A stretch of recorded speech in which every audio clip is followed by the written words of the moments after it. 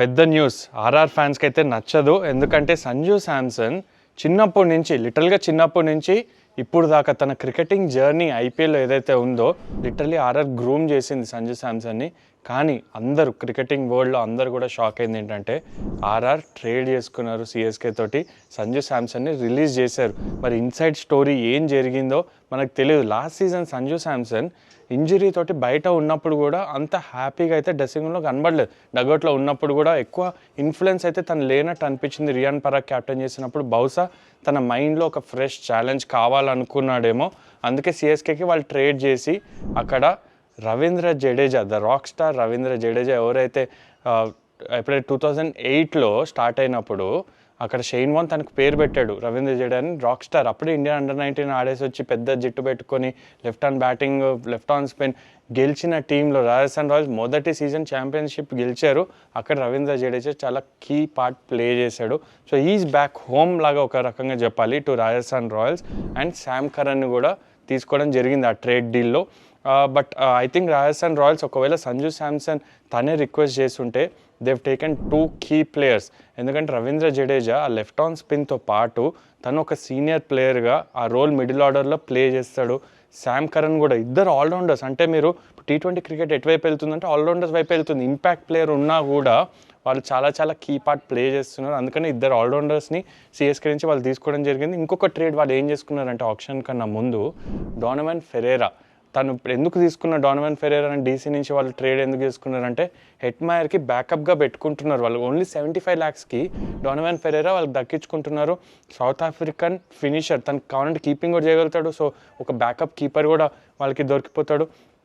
So I think it's a smart trade. అక్కడ వాళ్ళు coach change అయ్యాడు. సో రాహుల్ ద్రావిడ్ చేయనని చెప్పడంతో అక్కడ సంగకార్ యాజ్ కోచ్ రావడం, ఆ స్మార్ట్ ట్రేడ్స్ అన్నీ కూడా చేసుకోవడం మనం చూస్తున్నాం. So 3 important players, maybe ఫెరేరా start చేయడమో, బట్ ఈ ఇద్దరు ప్లేయర్స్ అయితే వాళ్ళు డెఫినెట్లీ చాలా కీ పార్ట్ ప్లే చేస్తారు. ఒక కొత్త కెప్టెన్ కూడా ఉండబోతాడు రాజస్థాన్ రాయల్స్కి. సో డెఫినెట్లీ వాళ్ళు ఒక ఫ్రెష్ స్టార్ట్ చేయాలనుకుంటారు. కానీ వాళ్ళ మేజర్ కోర్ అయితే వాళ్ళు రీటైన్ చేసుకున్నారు. సంజు శాంసన్ మిస్ అవుట్ అయినా కూడా మిగతా కోర్ అయితే వాళ్ళు రీటైన్ చేసుకున్నారు. ఫెరేరాని ఇటు వచ్చినప్పుడు వాళ్ళు నితీష్ రాణాని అటు పంపించారు ట్రేడ్లో డీసీకి. బట్ ఆప్షన్లో వాళ్ళు చేసుకున్న బైస్ ఒకసారి మాట్లాడితే 1 ఇంపార్టెంట్ బై టిక్ మార్క్ పెడతా, అది కూడా చాలా చాలా పెద్ద టిక్ మార్క్ పెడతాను. ఎందుకంటే వాళ్ళు రవి బిష్ణోయిని సొంతం చేసుకున్నారు. How big a buy is that, అది మనకి ఈ సీజన్ ఎండింగ్లో క్లియర్గా మనకు అర్థమవుతుంది. రాజస్థాన్ రాయల్స్ ఫార్చ్యూన్స్ అంతా కూడా I think Ravi Bishnoi will play a crucial role. ఆ లెగ్ స్పిన్ ఏదైతే వేస్తాడో, and he's got experience in IPL. రాజస్థాన్కి ఆడేవాడు ఇంతకుముందు డొమెస్టిక్లీ, ఇప్పుడు గుజరాత్ షిఫ్ట్ అయ్యాడు. కానీ ఆ గ్రౌండ్ తనకు అనుభవం ఉంది, ఆ గ్రౌండ్లో ఎట్లా వేయాలి, బౌన్స్ ఎక్కువగా ఉండదు, తను వేసే వేగం ఏదైతే ఉంటుందో అది కూడా స్టంప్ టు స్టంప్ వేస్తాడు. సో అందుకనే రవి బిష్ణోయ్ చాలా కీ పార్ట్ ప్లే చేస్తాడు. 7 crores మాత్రమే దక్కించుకున్న రవి బిష్ణోయ్ని. He'll play key part Rajasthan Royals ఎలా అయితే ఆ సీజన్ వాళ్ళది ప్రోగ్రెస్ అవుతుందో. జడేజా అండ్ రవి బిష్ణోయ్ చాలా మంచి కాంబినేషన్గా అనిపిస్తుంది స్పిన్ డిపార్ట్మెంట్లో. ఇప్పటికైతే యాడమ్ మిల్లెన్ తీసుకున్నారు వాళ్ళు 2.4 crores, తను కూడా ఒక మంచి బై అని చెప్పాలి. అండ్ అమన్ రావ్, ఈ పేరు గుర్తుంచుకోండి, అమన్ రావ్. ఎందుకంటే హైదరాబాద్ ఓపెనర్, రీసెంట్గా విజయ్ హజారే ట్రోఫీలో తను 100 స్కోర్ చేశాడు against Shami, Akashdeep, Mukesh Kumar, Shahbaz Ahmed, 4 international bowlers. వాళ్ళ అగైన్స్ తను 100 స్కోర్ చేశాడు అగైన్స్ బెంగాల్. సో తనని కూడా వాళ్ళు కేవలం బేస్ ప్రైజ్లో మాత్రమే తీసుకున్నారు. విఘ్నేష్ పుతూర్ని కూడా తీసుకున్నారు వాళ్ళు. సో ఓవరాల్గా వాళ్ళు స్కౌటింగ్ డిపార్ట్మెంట్ గురించి మాట్లాడితే వైభవ్ సూర్యవంశీ, సంజు శాంసన్, అక్కడ మరి యశస్వి జైస్వాల్, ఇప్పుడు అమన్ రావ్, విఘ్నేష్ పుతూర్. అమన్ రావ్ ఇంకా విఘ్నేష్ పుతూర్ అంత ప్రూవన్ కాదు, ఇంకా IPL chance Vignesh Puthur chance దొరికింది, బట్ అమన్ రావ్కి ఇంకా ఛాన్స్ దొరకలేదు ఐపీఎల్లో. కాబట్టి వాళ్ళు ఎలా ప్రోగ్రెస్ అవుతారో చూడాలి. But RR is known for youngsters, వాళ్ళు యంగ్స్టర్స్ ఫ్యాక్టరీయే పెట్టుకుంటారు వాళ్ళు.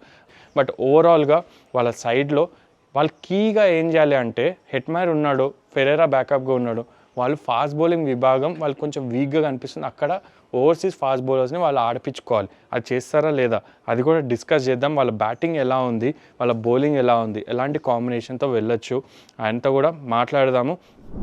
కానీ వైభవ్ సూర్యవంశీ ఈ అబ్బాయి గురించి మాట్లాడాలి. 14-year-old సంచలనం సృష్టిస్తున్నాడు. అది డొమెస్టిక్లో అయినా, ఇండియా అండర్-19 ఎక్కడ వెళ్ళినా కూడా సెంచరీ స్కోర్ చేస్తున్నాడు. కేవలం 40-50 balls కొట్టేస్తున్నాడు. It will be a very important season for Vaibhav Suryavanshi. అందరు టీమ్స్ కూడా ప్లాన్ చేసుకొని వస్తారు. ఫస్ట్ సీజన్లో అంత ప్లానింగ్ ఉండదు ఆపోజిషన్ నుండి. కానీ సెకండ్ సీజన్ వచ్చేసరికి అందరు కూడా ప్లాన్ చేసుకొని వస్తారు కాబట్టి మరి సెకండ్ సీజన్లో వైభవ్ సూర్యవంశి ఏం చేయగలుగుతాడు, అందరి కళ్ళు కూడా వైభవ్ సూర్యవంశి వైపే ఉంటుంది. అండ్ ఒకసారి ఆ ఓపెనింగ్ కాంబినేషన్ గురించి మాట్లాడితే యశస్వి జైస్వాల్ ఇంకా వైభవ్ సూర్యవంశి ఆ కాంబినేషనే వాళ్ళు పవర్ ప్లే మొత్తం ఆడారు అంటే 80 రన్స్ అయితే పక్కన పెట్టుకోవచ్చు, అలాంటి ఓపెనింగ్ కాంబినేషన్ కాబట్టి. So it's a dangerous side. మీరు రాజస్థాన్ రాయల్స్ గురించి మాట్లాడితే చాలా అండర్ రేటెడ్ అండర్ డాగ్స్ అని మాట్లాడచ్చు, డార్క్ హార్సెస్ అని కూడా మాట్లాడచ్చు ఈ ఐపీఎల్ ఏదైతే వచ్చే సీజన్లో. But they will create a lot of surprises. Definitely నాకు అయితే అనిపిస్తుంది. సరే, ఇప్పుడు వాళ్ళ ప్లేయింగ్ 11-12 ఎలా ఉండొచ్చు, అక్కడ కాంబినేషన్ ఎలా సెట్ చేసుకోవచ్చు, ఎవరు ఏ ఆర్డర్లో ఆడే అవకాశం ఉంది అందుకు డిస్కస్ చేద్దాం. ఓపెనింగ్లో యశస్వి జైస్వాల్, వైభవ్ సూర్యవంశి వాళ్ళైతే లాక్డ్, వాళ్ళని మార్చే అవకాశమే లేదు. వాళ్ళు ఓపెనింగ్ కాంబినేషన్లో పవర్ ప్లేలో ఆడితే ఇందాక మాట్లాడుతున్నట్టు 80 కూడా వచ్చే అవకాశం ఉంటుంది. I want to see Dhruv Jurel at number 3, ఎందుకంటే యూపీకి విజయ్ ట్రోఫీలో నెంబర్ 3 వెళ్ళినప్పుడు తన స్కోర్స్ ఒకసారి చూడండి ఎట్లా ఉన్నాయో. సో అలాంటి కన్సిస్టెన్సీ మీరు టాప్ ఆఫ్ ది ఆర్డర్ చూపించే ప్లేయర్ ఉన్నప్పుడు, ఇప్పుడు దాకా సంజు శాంసన్ ఉన్నాడు కాబట్టి ధ్రువ్ జురేల్ కీపింగ్ అవకాశం రాలేదు అండ్ పైన ఆడే అవకాశం రాలేదు. కానీ is a top order, proper technique ఉంటుంది, మంచి క్రికెటింగ్ షాట్స్ ఆడగలుగుతాడు, ఇన్నోవేటివ్ షాట్స్ కూడా ఆడగలుగుతాడు కాబట్టి I want to see at number 3 and పెద్ద ఇన్నింగ్స్ ఆడాలని అనుకుందాం. అండ్ కీపింగ్ అవకాశం కూడా దొరుకుతుంది కాబట్టి. అండ్ 14 crores రిటైన్ చేసుకున్నారు Dhruv Jurel. So lot of responsibilities on his shoulder. And Riyan Parag at number 4, definitely top 4 Indians ఉంటారు, నలుగురు కూడా టాలెంటెడ్ యంగ్స్టర్స్ కాబట్టి ఆ కోర్ని వాళ్ళు రిటైన్ చేసుకున్నారు. అండ్ టాప్ 4లో కూడా వాళ్ళు నలుగురే ఆడతారు అనిపిస్తుంది నాకైతే. నెంబర్ 5లో వాళ్ళు జడేజాని ఆడిపిస్తారు అనిపిస్తుంది, ఎందుకంటే జడేజా పైకి వచ్చి ఇన్నింగ్స్ బిల్డ్ చేసి తర్వాత ఫినిష్ చేస్తే ఐ థింక్ తన రోల్ బెటర్గా ఉంటుంది. ఎప్పుడైతే కింద వెళ్తే తన మేబీ తన పవర్ ఆర్ తన ఎబిలిటీ కొంచెం తక్కువ అయిపోతుంది అనిపిస్తుంది. సో నెంబర్ 5లో నేను జడేజాని పెడుతున్నాను. 6లో శామ్ కరన్, 7లో హెట్మార్. అంటే 6 or 7 అది సిచ్యువేషన్ బట్టి వాళ్ళు వెళ్ళే అవకాశం ఉంది కాబట్టి. ఇంకొక లెఫ్ట్ హ్యాండర్, నలుగురు లెఫ్ట్ హ్యాండర్లు అయిపోయారు లైన్గా. బట్ స్టిల్ T20లో నాకు ఇప్పుడు అడిగితే లెఫ్ట్ అండ్ రైట్ ఏం ఫరక్ పడదు, ఎందుకంటే అందరూ కూడా స్విచ్ హిట్లు కొడుతున్నారు, అందరూ ఇన్నోవేటివ్ షాట్స్ ఆడుతున్నారు. సో అంత ఫరక్ పడదు కాబట్టి శుభమ్ దూబేని నెంబర్ 8 ఆడిపిస్తారు. ఫస్ట్ బ్యాటింగ్ చేస్తుంటే ఇది నేను మాట్లాడుతున్న కాంబినేషన్. నెంబర్ 8లో శుభమ్ దుబే, తను కూడా పెద్ద సిక్సెస్ కొట్టగలుగుతాడు, he's got the fire power in him. So number 8లో తను ఆడతాడు అన్నట్టు అనిపిస్తుంది. So Hetmyer or Ferreira, but ఇక్కడేమో నెంబర్ 8లో శుభమ్ దుబేని పెట్టుకున్నాను. నెంబర్ 9లో వాళ్ళు ఇద్దరు ఫారెన్ ఫాస్ట్ బౌలర్స్ అని మాట్లాడడం. సో డెఫినెట్లీ జోఫ్రా ఆర్చర్ ఒకడైతే లాక్డ్ ఇన్, నెంబర్ 9లో తను ఆడతాడు. నెంబర్ 10లో ఏ ఫారెన్ ఫాస్ట్ బౌలర్ ఆడతాడు, నాండ్రీ బర్గరా లేకపోతే ఆడమ్ మిల్నెన్. రీసెంట్ ఫామ్లో అయితే ఆడమ్ మిల్నెన్ నేను చెప్తాను, తను అద్భుతమైన బౌలింగ్ చేస్తున్నాడు. సో డెఫినెట్లీ అక్కడ ఆడమ్ మిల్నెన్ ఆడిపిస్తారేమో, but Nandre Burger left arm angle తీసుకొస్తాడు కాబట్టి తను ఇంకా ఎక్స్ప్రెస్ పేస్ వేస్తాడు.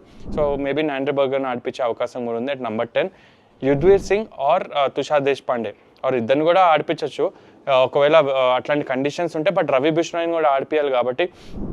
సో ఐ ఫీల్ ఒక fast bowler, Indian fast bowler ఒకడే ఆడతాడు, ఎందుకంటే శామ్ కరన్ ఫాస్ట్ బౌలర్ ఉన్నాడు, ఇక్కడ ఇద్దరు ఫారెన్ ఫాస్ట్ బౌలర్స్ ఉన్నారు ముగ్గురు. సో అక్కడ వాళ్ళకి ఇండియన్ ఫాస్ట్ బౌలర్ ఒకడు ఆడితే సరిపోతుంది, అది యుజ్వేర్ సింగ్, తుషార్ దేశ్పాండే వాళ్ళకి ఆప్షన్ ఉంది.